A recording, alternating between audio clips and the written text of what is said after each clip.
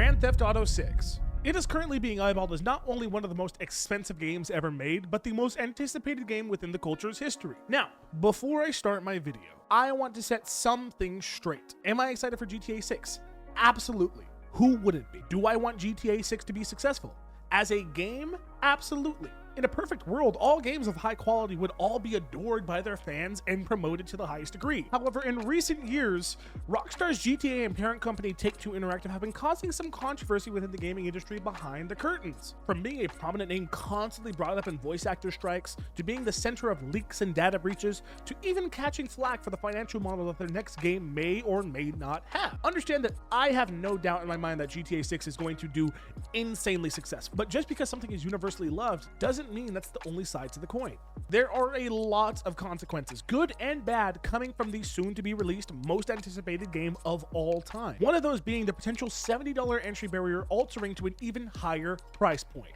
This speculation is floating around the internet because of an article from Kotaku, essentially saying that GTA being priced at $80 to $100 would actually benefit the gaming industry from the standard of pricing being raised. Naturally, the second this article came out, people had plenty to say, both for and against the raising of the prices. And to that, I have a few things to say. The conversations around GTA 6 have been rather constructive. Almost all of them are pushing the industry forward. So understand, I aim to have the same goal. I am not making fun of your favorite video game. I am simply critiquing it with the information that has been given to us currently. And two, since people are discussing the game, I thought I should as well. But a little differently. I'm not just going to talk about how raising the prices is a drastically horrible idea for the gaming industry. I'm actually going to discuss some genuine criticism on why I think GTA 6 may actually harm the gaming industry going forward and how they already have. Because even if I am excited about a game, both sides of a coin can sometimes be equally as true. But without further ado, let's talk about it. So the most obvious talking point that everyone is talking about is the fact that GTA 6 could be adopting a $100 price tag for its release date. The gist of the conversation is that the price increase might actually benefit gaming as a whole. Now, before I rip that entire idea completely apart, let me go ahead and preface it with this. I am a person who grew up on $60 games and had to beg their parents to buy a few. So naturally, like everyone else that read that article and people who are watching this video, I have some opinions about this. Now let's start with the biggest elephant inside of the room, inflation. And a lot of the people that are defending these higher game prices throw that argument around. They say, if you adjust for inflation, games should actually cost way more by now. Technically, they're not wrong. Games have been hovering around the $50 to $60 mark for nearly 25 years. And when you look at how much things cost back in the 90s, a $70 price point today might seem like a bargain. But like with any inflation argument, people seem to forget some of the most important things. Context. If someone made $50,000 a year in 1980 versus $50,000 in 2025, the person in 1980 had more disposable income. Why? Because everything costs more now. Housing, healthcare, groceries, even the price of eggs. Seriously, what is going on with eggs nowadays? I can't see any of them. This is an actual picture sent to me by my girlfriend. Why can't we find eggs? But that's beyond the point. Let's keep going. So yeah, $70 might seem like a good deal when you crunch the numbers in a vacuum devoid of all context and history. But for the average gamer today, most of them already deem $70 a steep price point for most games that they play. As a matter of fact, they deem it so much of a steep price point that AAA titles like Final Fantasy Rebirth, one of the biggest frontrunners for Game of the Year last year, is underperforming sales-wise. So popular games aren't even being bought. People given the modern market would rather watch the game than play it due to the price. $70 already feels like a steep price for the average gamer. Now imagine what will happen if GTA 6 pushes that boundary even further. Only a studio like Rockstar can be rumored to increase the price of their game by almost 50% and be okay at the end of the day. And if the industry does push this even further, games like Final Fantasy VII Rebirth and the tons of ones that are already underperforming are just going to perform even worse. So it's not about whether or not the price is historically fair. It's about whether or not we can afford it in the first place. And at the end of the day, most people within the culture literally can't. And another thing that people aren't taking into consideration is that some games genuinely just have not the quality nor the quantity to warrant that $70 price point. We don't even have to look too far. Look at Take-Two Interactive's other games. The parent company of Rockstar is infamously known for having some of the most shady business practices within video game industry when it comes to the 2K series. But it didn't always used to be that way. Back in the day, these games were priced at a whopping $20. Why? It's a fucking basketball game. That's it. But soon that $60 standard became normal for games. And without adding any new content into the game, NBA 2K and Take-Two Interactive rose the price by $10. That is even worse when you think about modern 2K, arguably the worst state the series has ever been in, with the worst content that the series has ever seen, as well as the inclusion of VC and the inclusion of literal ads inside of the game. And they charge $70 still. How they can charge $70 for a game that has a decrease in quality, the worst state it's ever been in, as well as things like VC and ads, is beyond me. Which is a perfect segue into... Okay, so even if we wanted to give them the inflation argument and say that would warrant a $70 price point, let's not forget about one crucial thing. How games make their money now is vastly different than they did back in the day. Back in the 90s and early 2000s, when you bought a game, that was it. The transaction was complete. For example, when Capcom released Resident Evil, you paid for the game, and that was the end of the financial relationship between you and Capcom. Nothing else. Now, most games today are practically designed as financial traps, with DLCs, battle passes, and most importantly, microtransactions squeezing every last penny out of you for as long as you've paid the upfront price. In contemporary gaming culture, studios make a significant portion of their revenue, and in some cases, the majority of their revenue, after a game's release. That's not speculation, that's a literal fact. Games make the majority of their money after the game released. And just like before, we don't have to look far.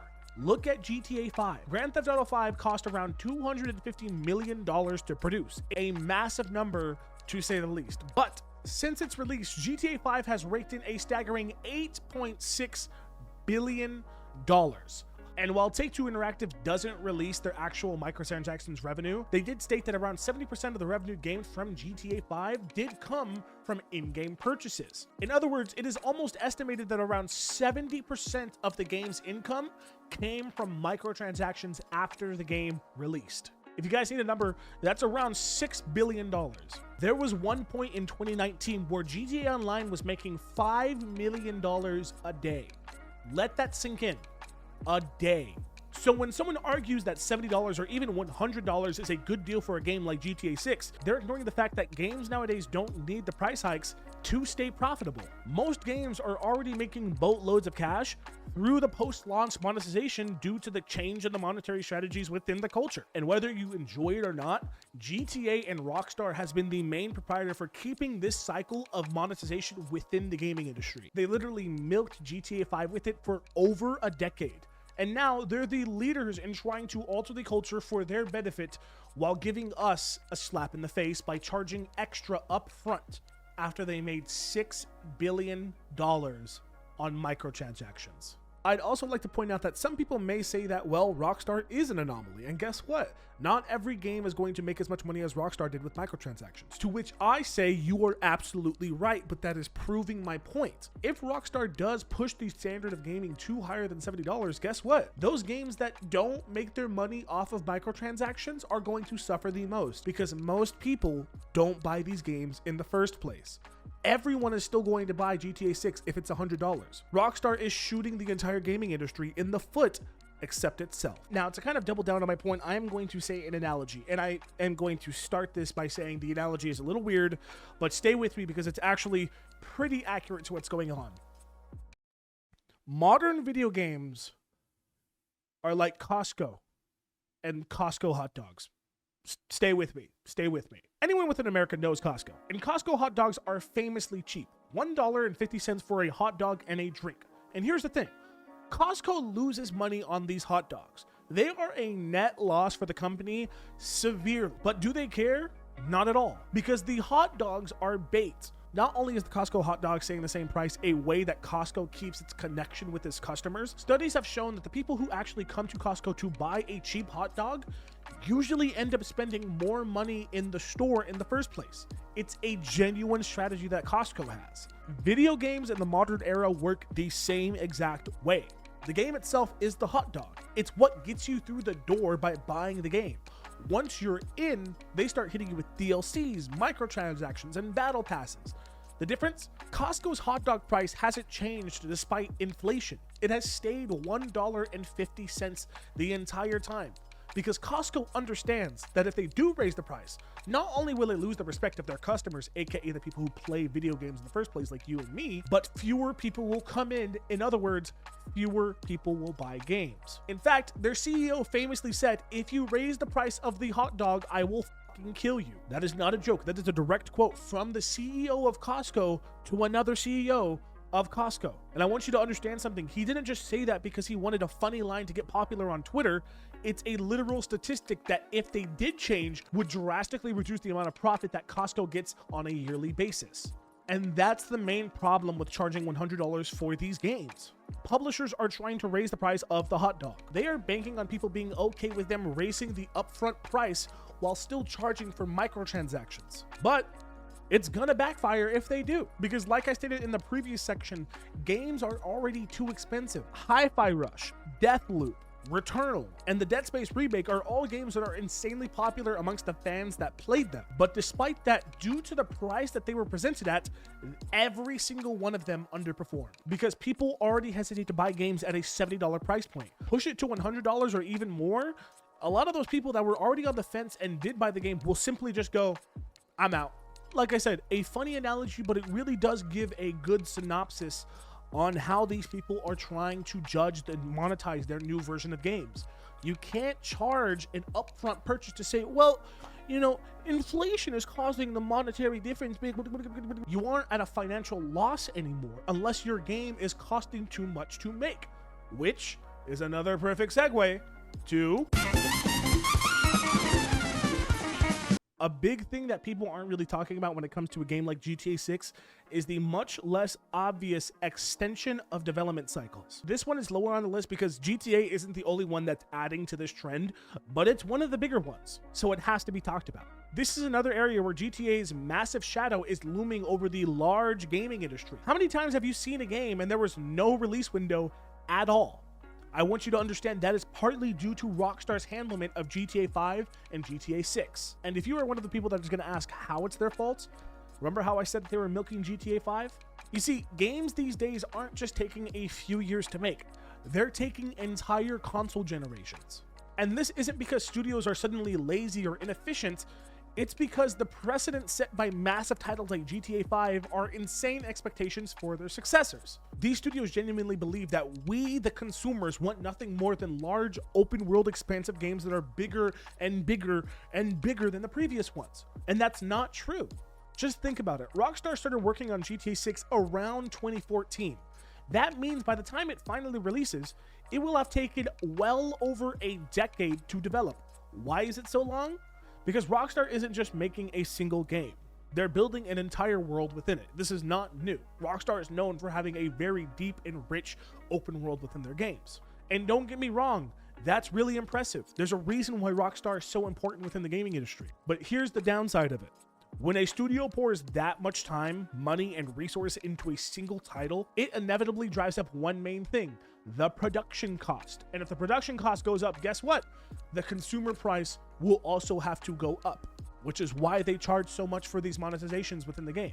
Statistics show, and this is a genuine thing, that video game production is now the most expensive genre of media within the entire world. Video games are getting too expensive.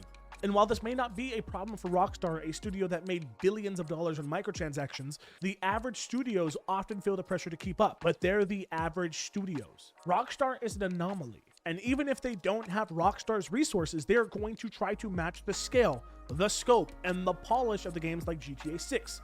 The result? You have bloated budgets, endless delays, and games that often launch as unfinished messes because publishers can't afford to keep pushing the game dates back. Listen, I love CD Projekt Red with everything in my heart. I think they're one of the most developed and respectful gaming studios inside of the gaming industry.